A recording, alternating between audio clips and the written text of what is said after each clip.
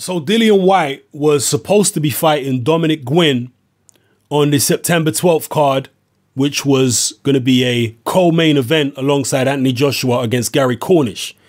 But apparently for some reason, which I have not been able to find out, for some reason, Dominick Guinn is pulled out and now Dillian Whyte is without an opponent. And Dillian Whyte is very upset. He apparently called up Dominick Guinn and asked him, why ain't you fighting me? I don't know what Dominick Guinn's answer was, but understandably, Dillian Whyte is very upset. He's a little suspicious of Eddie Hearn, thinking that maybe Eddie Hearn is deliberately trying to leave him without an opponent so that he isn't as prepared as he should be to fight Anthony Joshua later on in the year, in November, December time. I don't really know if that's true or not. I don't know. I mean, you leave your comments in the comment section below. Do you think that's possible?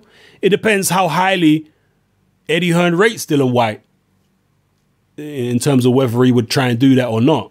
But I can definitely understand Dillian Whyte's frustration. This is a big, big fight coming up.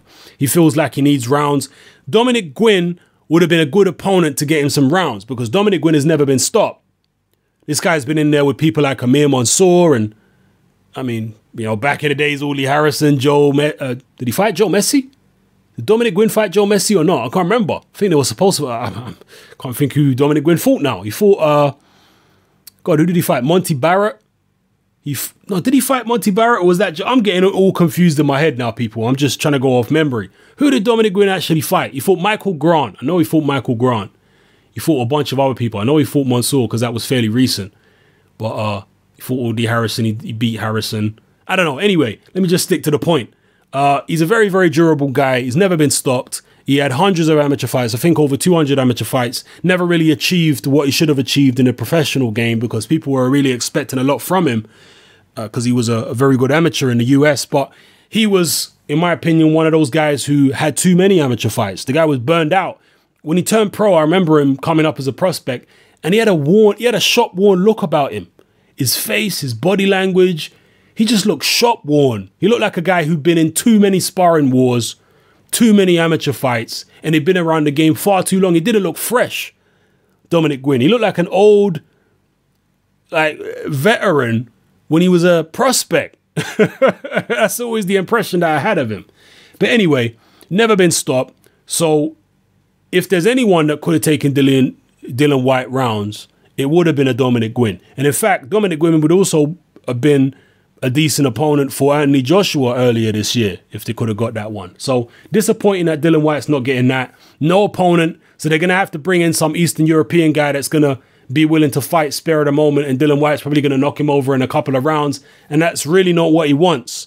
So if he can't get the fight, maybe they could fight. Maybe you could sort out a fight for later on in September or maybe in October if Eddie Hearn's willing to do that. So close to the Joshua fight. And failing that, he's just going to have to try and get the best sparring possible. He's going to have to be sparring with Klitschko as much as possible for the Fury fight and all that.